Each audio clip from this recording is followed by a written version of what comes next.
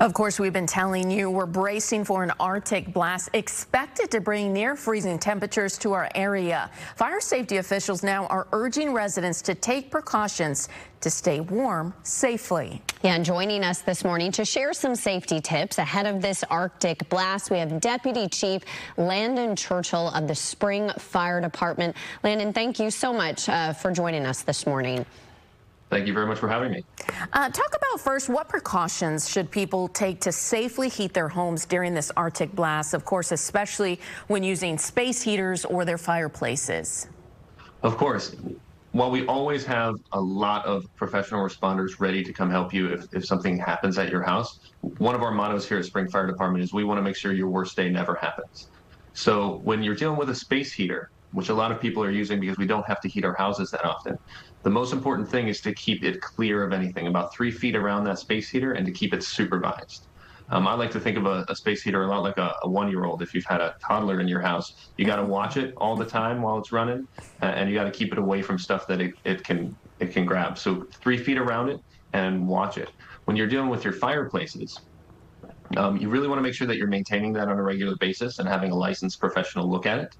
And then the next thing is make sure you know how to use it. If you're not familiar with how to use a fireplace, make sure that you know how the flue works so that the smoke's not coming into your home. It has to be cleaned so that the creosote doesn't block it and push smoke into your home and get fire into your walls.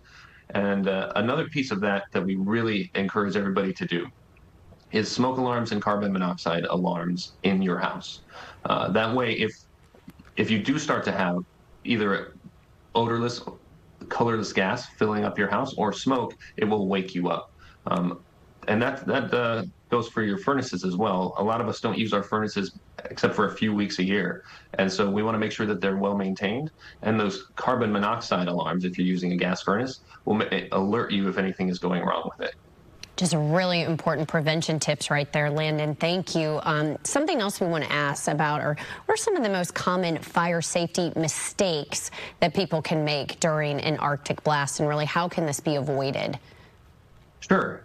So one of the first things relates back to those space heaters. So a lot of us aren't really used to using space heaters with the climate around here. And so we don't know where to put them. We don't know how to plug them in.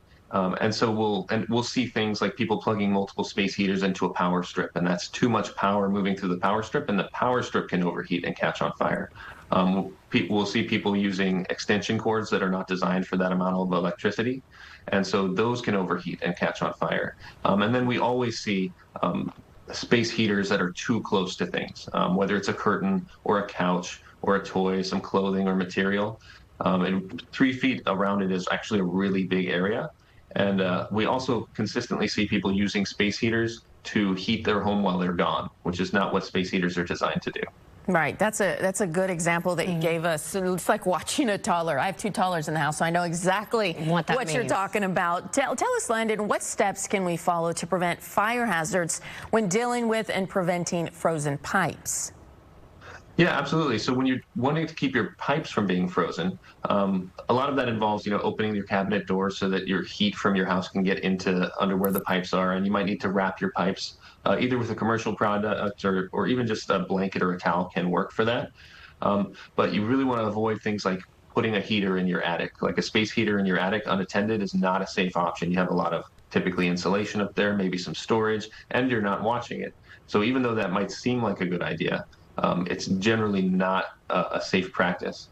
And then, like I said, one of the things that we often see is that people don't have working carbon monoxide or smoke detectors in their home.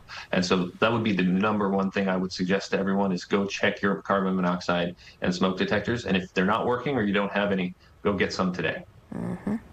Really important information. Great steps for prevention there. Deputy Chief Landon Churchill with the Spring Fire Department. Thank you so much for joining us. And stay with us. We'll be right back after the break.